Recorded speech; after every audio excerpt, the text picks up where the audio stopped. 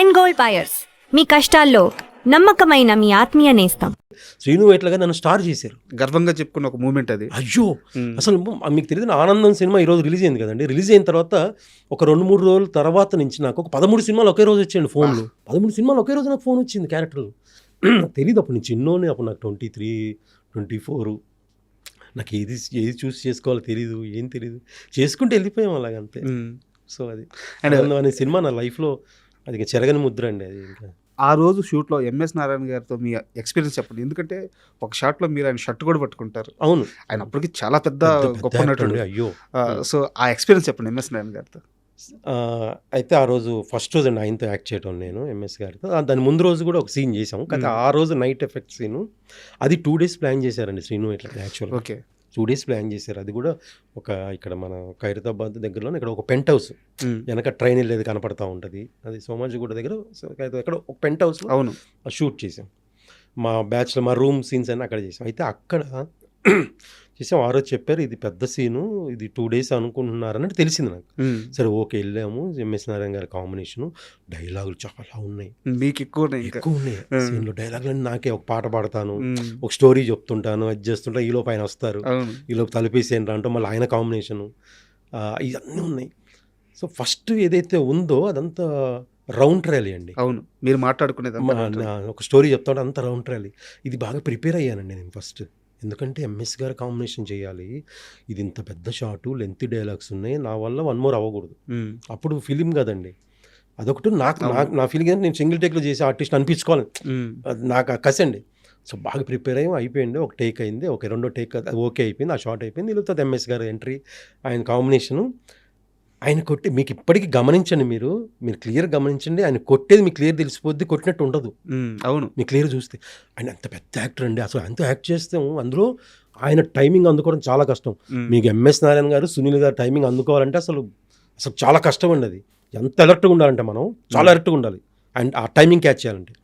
ఆయనకి నాకు ఇమీడియట్ డైలాగులు టపా టపా టపా టపా, రాంబాబు, అరే రాంబాబు అనేది దుర్గా తెలుసు, దుర్గని చూసామంటే దుర్గా చూశాను, చాలా బాగుంటుంది సినిమా దుర్గ గురించి కాదరా, నా గర్ల్ ఫ్రెండ్ దుర్గా గురించి. ఆమె ఎవరు అంటే ఆ టైమింగ్ అందుకోవాలి కదా. అది ముందే బాగా ప్రాక్టీస్ చేశారు, నేను బాగా ప్రాక్టీస్ చేసుకున్నాను, బ్రెయిన్లో ప్రాక్టీస్ చేసుకున్నాను బాగా ప్రాక్టీస్. టేక్ అది కూడా ఎంఎస్ గారు ఆయన సింగిల్ టేక్ అండి, ఆయన టపా టపా టపా టపా. అసలు 2 రోజులు అనుకున్న సీన్ 1 రోజులో అయిపోయింది ఆ సీన్. ఇంకా చేస్తుంటే శ్రీను వైట్ల గారు ఏంటంటే అండి, మీరు కామెడీ సీన్స్ చేసేటప్పుడు ఆయన నవ్వేస్తుంటారు, నేను మానిటర్ ముందు కూర్చొని, ఆయన ఇన్వాల్వ్ అయిపోతున్నారు దాంట్లో. మీరు గమనించండి, ఆయన షూట్లో అక్కడ జరుగుతున్న షాట్ ఆయన ఇక్కడ ఇన్వాల్వ్ అయిపోయి ఈయన నవ్వుతుంటారు, ఇందులో కొట్టు అంటుంటారు. అలాగే అసలు ఒక అందరు ఆర్టిస్టులు దాన్ని అందరూ బాగా ఆ టైమింగ్ సెట్ అయిందండి. అలాగా అసలు మామూలు సీక్వెన్స్ కదా సార్. అంతవరకు అయితే చాలా సినిమాల్లో మళ్ళీ దానికి రెప్లికా ట్రై చేశారు. అవును అలాంటి ఒకటి మళ్ళీ క్రియేట్ చేయాలి. ఇప్పటికీ నన్ను చాలా మంది అంటే మన ఏజ్ జనరేషన్ అంతా రాంబాబు అంటారండి, రాంబాబు అంటారు. అండ్ ఒక సీరియస్ క్వశ్చన్ అడిగిన తర్వాత మళ్ళీ మీరు చేసిన సినిమాల విషయం మాట్లాడుకుందాము. నాకు బాగా గుర్తు, నేను అప్పుడు డెస్క్లో కొత్తగా రైటర్గా జాయిన్ అయి ఉన్నాను. కొత్తగా కాదు, ఒక కొంత ఎక్స్పీరియన్స్ ఉంది. రాజా ది గ్రేట్ మూవీ, అది చిన్న సక్సెస్ మీట్ లాగా జరుగుతూ ఉంది. నా ఫోను రింగ్ అవ్వడం మానేసింది, ఇండస్ట్రీ నుంచి ఫోన్లు రావడం మానేసింది. నా ఫోన్ రింగ్ అవుతుంటే అప్పులోళ్ళు మాత్రమే ఫోన్ చేసే రోజులు ఉన్నాయి. అలాంటి రోజుల్లో మళ్ళీ మొదటిసారి నా ఫోన్ మోగింది అని చెప్పి మీరు స్టేజ్ మీద ఒక స్టేట్మెంట్ ఇచ్చారు, గుర్తుందా మీకు? అవునండి, గుర్తుంది నాకు. అలాంటి ఒక స్థితికి ఎందుకు వెళ్ళారు? ఎందుకంటే వెయిట్ చిత్రం శ్రీను అంటే వేరే వ్యాపారం తెలియదు, వేరే వ్యాపకం తెలియదు, ఇంత చిన్న గొడవలో ఎప్పుడూ ఇన్వాల్వ్ అవ్వలేదు, ఒక వ్యక్తిని మోసం చేయలేదు, ఏ తప్పు చేయని చిత్రం శ్రీనుకి అలాంటి ఒక ఫేజ్ ఎందుకు వచ్చింది? అంటే ఇక్కడ ఓవర్ కాన్ఫిడెన్స్, ఓవర్ అంటాం కదండి, అది కూడా ఒక నాకు మైనస్. అంటే ఏం ఓవర్ అంటే నేను ఎప్పుడు బిజీగా ఉంటా, నేను మంచి ఆర్టిస్ట్ కదా, పొగరు. ఒప్పుకుంటారా మీరు? అది ఒప్పుకుంటా అండి, ఆబ్వియస్లీ నేను ఒప్పుకుంటా. అది నేను అలా ఓవర్ కాన్ఫిడెన్స్ అవ్వటం వల్లే జరిగింది. నేను ఎప్పుడు బిజీగా ఉంటా, ఇలా వచ్చింది ఇలా ఖర్చు పెట్టేస్తేయండి, రేపు మళ్ళీ ఇంకో సినిమా వస్తుంది, నాకు నేను ఎప్పుడు బిజీగా ఉంటా అనేవాడిని ఫ్రెండ్స్తో.